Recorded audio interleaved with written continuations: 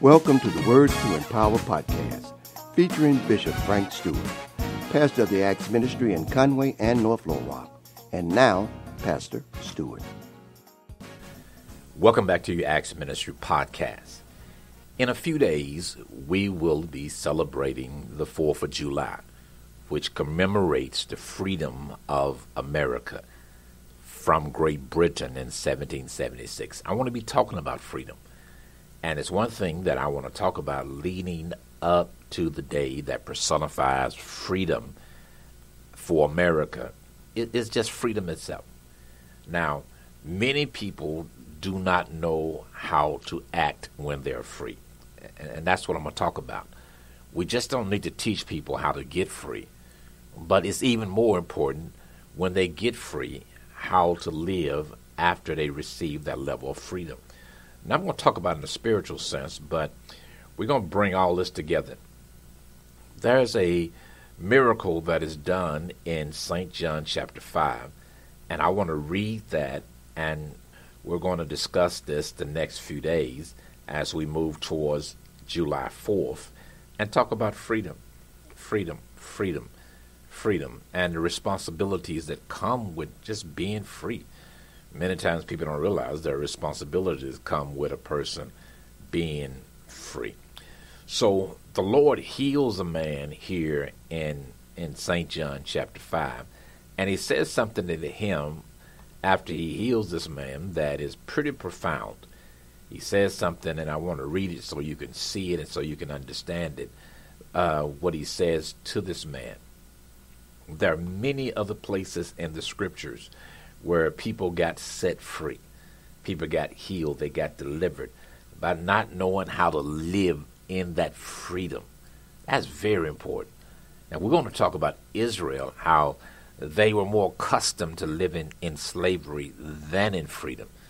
So as we move towards talking about when is a man really free, talking about freedom and talking about freedom in this country, the 4th of July, the Emancipation Proclamation and all of that, we want to start off by examining some things that Jesus teaches us in scriptures, and that is there is a struggle living in freedom. There's a struggle to that. And the struggle is if you don't know how you can be physically free and still in bondage. You don't know how you can be free but in a worse form of bondage. St. John chapter 5, and I want to start reading at verse 1. After this, there was a feast of the Jews, and Jesus went up to Jerusalem. Now there is at Jerusalem by the sheep market, there is 5 porches, which is called the Hebrew tongue Bethesda, which means having 5 porches. In these lay a great multitude of impotent folks, of blind, halt, withered, waiting for the moving of the water. For an angel went down at a certain season into the pool and troubled the water. Whosoever then first after the troubling of the water stepped in was made whole of whatsoever disease he had. And a certain man was there, which had an infirmity 38 years. When Jesus saw him lie and knew that he had been now a long time in that case, Jesus said unto him, Wilt thou be made whole? The impotent man answered him, Sir, I have no man when the water is troubled to put me into the pool. But while I am coming, another steppeth down before me. Jesus said unto him, Rise, take up your bed, and walk. And immediately the man was made whole, took up his bed, and walked. And on the same day was the Sabbath. The Jews therefore said unto him that was cured, It is the Sabbath day. It is not lawful for you to carry your bed. He answered them, He that made me whole. The same said unto me, Take up your bed and walk. Then asked they him, What man is that which said unto thee, Take up your bed and walk? And he that was healed wist not who it was, but Jesus had conveyed himself away, a multitude being in that place. Afterward, Jesus findeth him in the temple, and said unto him, Behold, thou art made whole. Sin no more, lest a worse thing come upon you. And that is going to be what we're going to talk about as we move into discussing freedom. Because freedom is wonderful, and we all want to be free in every dimension of our lives. And there are so many dimensions of our lives that we don't have total and absolute freedom.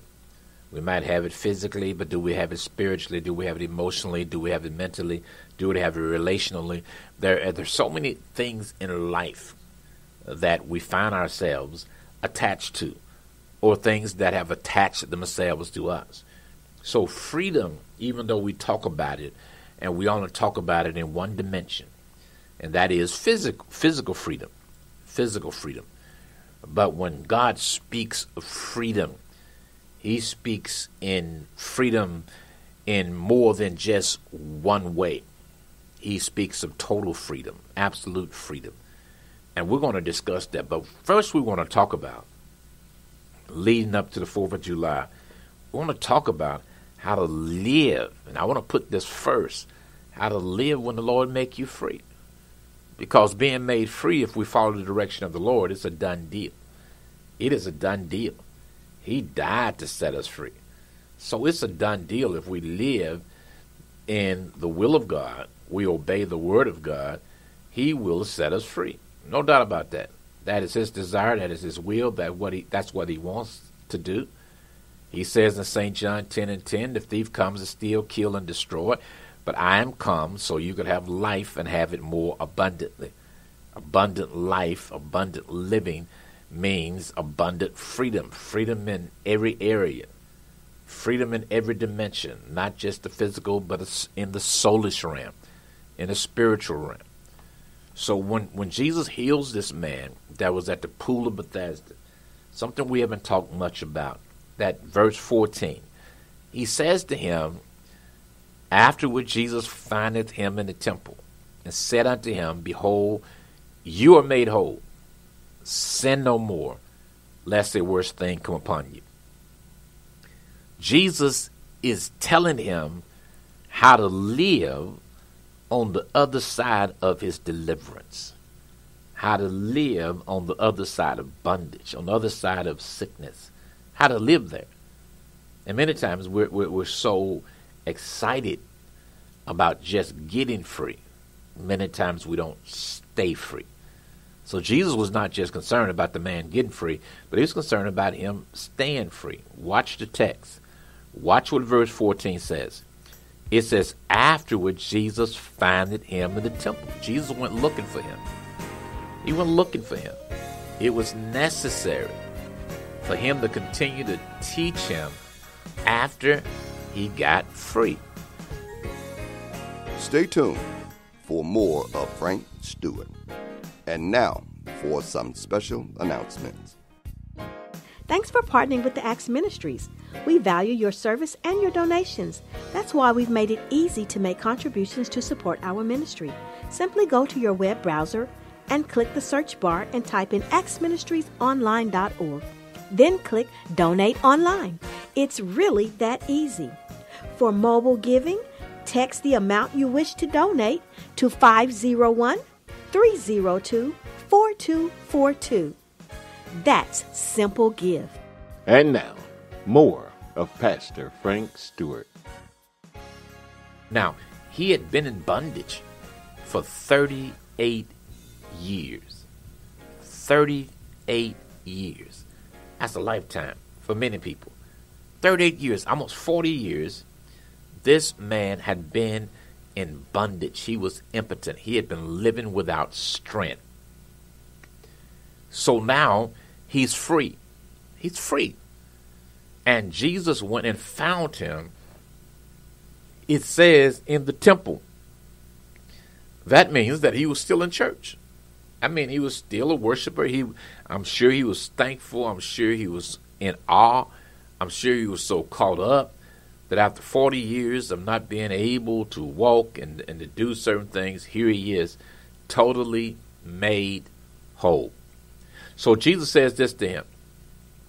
Jesus says, after he found him in the temple, we would say found him in church, Jesus said unto him, behold, you're made whole. You're free from that. You're made well from that thing.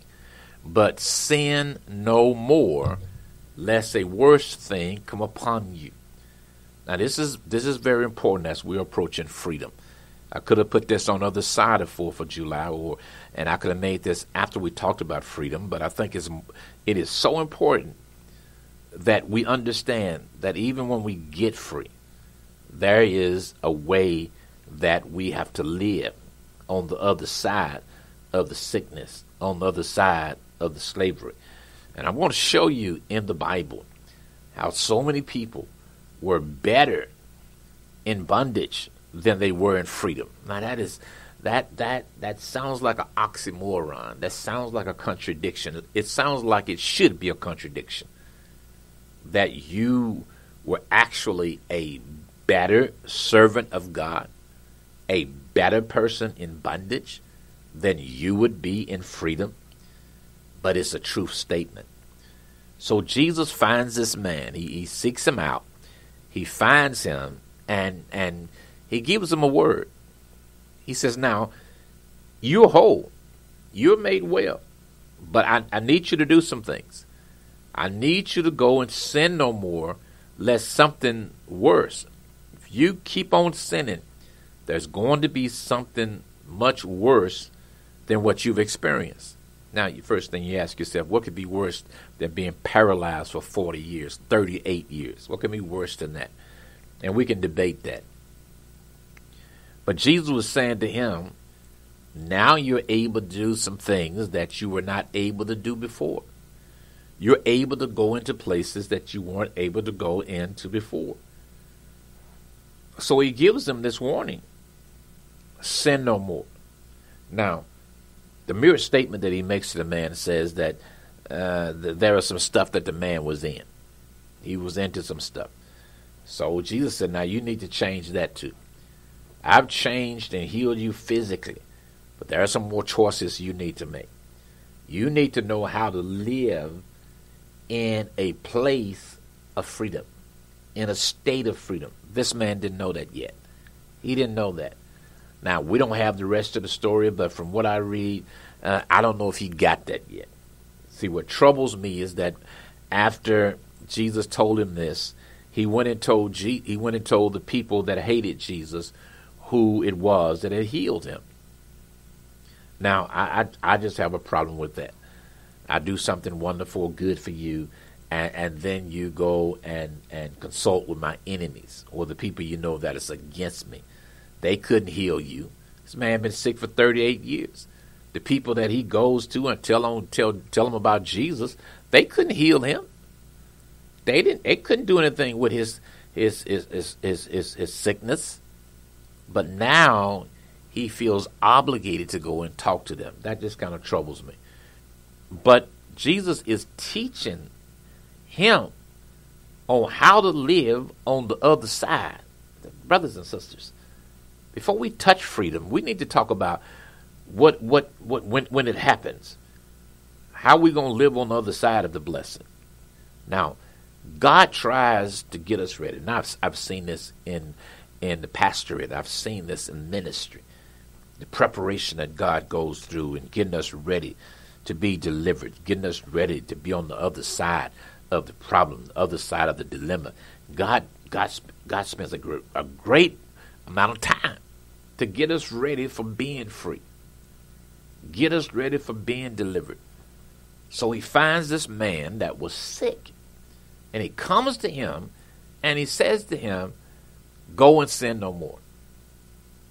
The mere fact that you listen to this is saying that the Lord want to deliver you. He's already delivered you. He sent Jesus to down the cross to bring about an incredible amount of deliverance and healing and prosperity and all of that.